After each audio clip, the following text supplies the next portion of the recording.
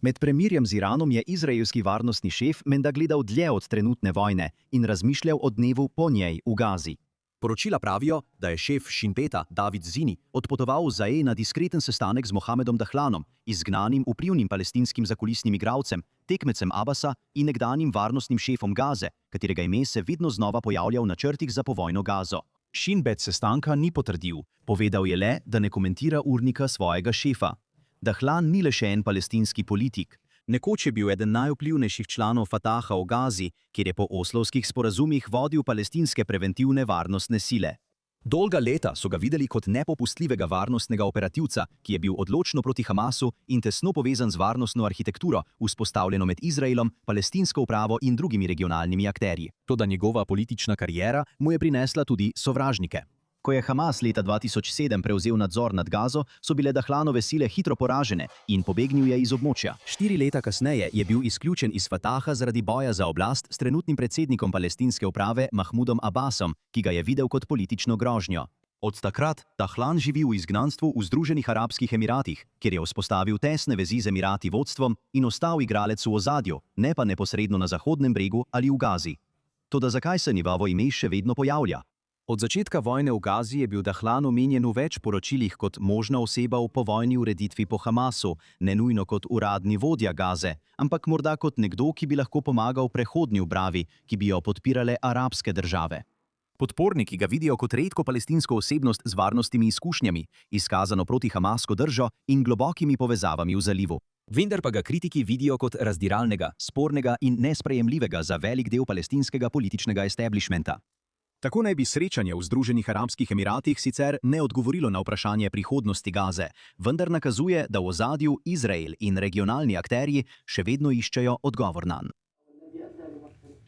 Prav nazaj v studio, tukaj sta naš višji dopisnik z Bližnjega vzhoda Ariel Osirian in tudi Jako Lapin, varnostni analitik in voditelj oddaje Ross Handler Report. Začnemo z vami, Jako. Poznate Mohameda Dahlana in menite, da bi, če bi se to res zgodilo, če bi ga postavili za voditelja Gaze v prihodnosti, to dejansko rešilo ta problem za Izrael, ki se imenuje Hamas? No, to bi le delno rešilo problem, če bi bila ta tako imenovana postavitev del veliko globlje ločitve med palestinsko civilno družbo in Hamasom.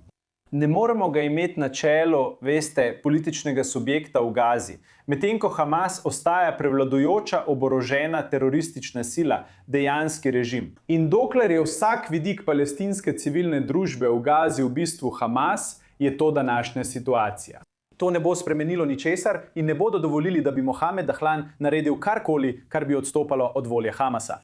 Ampak če pride do dejanske ločitve, in govorim predvsem o fizični ločitvi, in to bi lahko pomenilo začetek izpeljave prebivalcev Gaze izpod vladavine Hamasa, teroristične vladavine, kot prvi korak in morda v del Gaze, ki ga nadzoruje Izrael, v novo Rafo, ki jo gradijo, morda kot prvi korak. In na to pripeljati osebo, kot je Mohamed Dahlan, ki je izrazil pripravljenost, da bi v bistvu vodil razumno palestinsko avtonomijo, potem mislim, da je o tem vredno govoriti. Potem mislim, da je to zanimiv predlog. Ampak to mora biti del veliko globlje ločitve, sicer ne bo šlo nikamor. In Ariel, ali ne misliš, da bi to, da so informacije o tem srečanju pricurljale v javnost, dejansko škodilo Mohamedu Dahlanu in njegovim možnostim na splošno? No, na koncu koncev Dahlan, ne glede na to, ali bi ta zgodba pricurljala v javnost ali ne, to ne spremeni dejstva, da si ne more privoščiti, da bi ga videli kot rešitelja Gaze ali celo kot naslednjega upravitelja Gaze, ki bi prišel na izraelskih tankih. Zdaj seveda fizično se to ne bo zgodilo, ampak ta podoba Izraela, ki uničuje Gazo in jo nato preda Dahlanju, on politično ne more preživeti takšne podobe. In to ne pomeni, da si ne želi imeti vloge v Gazi. Po koncu vojne, ampak govorimo o Dahlanju kot o poznejšem obdobju po vojni. Možnost, ker se že dolgo zavzema za to, kar se zdaj oblikuje na terenu, in to je vzpostavitev tehnokratske vlade. Že leta 2023, takoj po napadih 7. oktobra, je dejal, da mora biti prehodna tehnokratska vlada za 2 leti, nato pa volitve v okviru palestinske države. To je faza, v kateri bi se lahko pridružil. In verjetno se bo odločil, da se ponovno vključi v palestinsko dogajanje na terenu. tudi če zanika kakršnokoli poročanje o tem v zadnjih nekaj letih, vključno s poročanjem tukaj na i22 News English.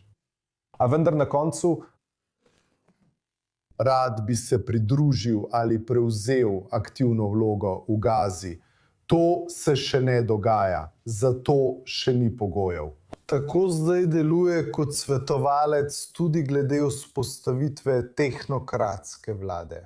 In prav tako, kot kaže, tudi z izraelskimi uradniki. Ja, super. In sam na hitro, če lahko dodam, glede strahu Dalana, ki ga razumem, glede podobe prihoda na izraelskih tankih, samo spomnimo se, da palestinska oblast, ne glede na to, kaj rada govori, dejansko temelji, njen fizični obstoj temelji na operacijah IDF dan za dnem proti Hamasu. Brez teh protihamaskih racij palestinske oblasti na tej točki, na Zahodnem bregu, v Judeji in Samariji, sploh ne bi bilo več. Tako da palestinska politična arena rada kaže na tekmece in pravi, vi ste odvisni od Izraela, vi ste odvisni od Izraela. Bistvo je, da je palestinska oblast popolnoma fizično odvisna od Izraela, medtem ko vodi diplomatsko vojno proti Izraelu. Mimogrede, ta odnos deluje v obe smeri. Tako kot palestinska oblast preživi zaradi varnostnega sodelovanja z Izraelom, so tudi izraelski civilisti vsakodnevno zaščiteni strani policistov palestinske oblasti prek tega varnostnega sodelovanja. Ampak ni enakovredno ali simetrično, ne. Ampak se uporablja v politične namene, za napadanje, brez da bi resnično prepoznali dejansko stanje na terenu, ki je pogosto popolnoma nasprotno. Da varnostno usklajevanje za palestinsko upravo prav tako pomeni politično ceno, kot vidimo po drugi strani. Najlepša hvala obema, Ariel Osen, našemu vodilnemu dopisniku za Bližnji vzhod, in tudi Jakovu Lapinu, varnostnemu analitiku in voditelju Ross Handler reporta. Hvala.